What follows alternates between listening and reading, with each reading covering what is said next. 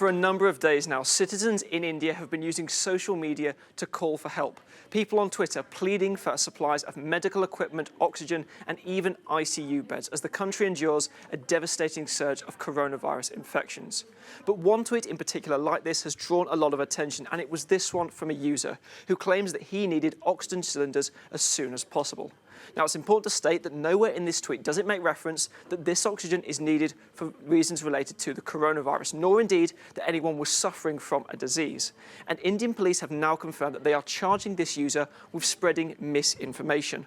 Replying to that tweet, the police in Amethi confirmed that when they contacted this user online, they found out that it was in relation to his cousin's maternal grandfather, who was 88 years old and later passed away that evening of a heart attack. But in this tweet, the Indian police said that this man neither had COVID-19 nor was there any medical consultation of oxygen. They therefore say that this tweet appealing for oxygen was condemnable, but also an illegal offence, because they said it led to other people online spreading misinformation, calling for these kind of medical supplies, but also posting critical tweets about the Indian government and Prime Minister Narendra Modi. The Indian police confirming then that they would be taking legal action against this Twitter user under the country's Information Technology Act, and also later on Twitter appealing to other people online not to post other misleading facts and information. Now, this has been criticised by a number of people, opponents of Narendra Modi's government. They say that this charge is the latest instance of where they've seen free liberties in India being eroded, a country, of course, that has been described as the world's largest democracy.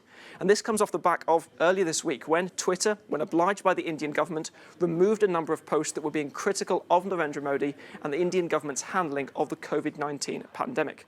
Twitter saying that during this COVID-19 crisis, they are promoting healthy conversations and tackling misinformation. And also saying, as we've seen earlier today, how Facebook have also been blocking a number of tweets which have been critical of Narendra Modi.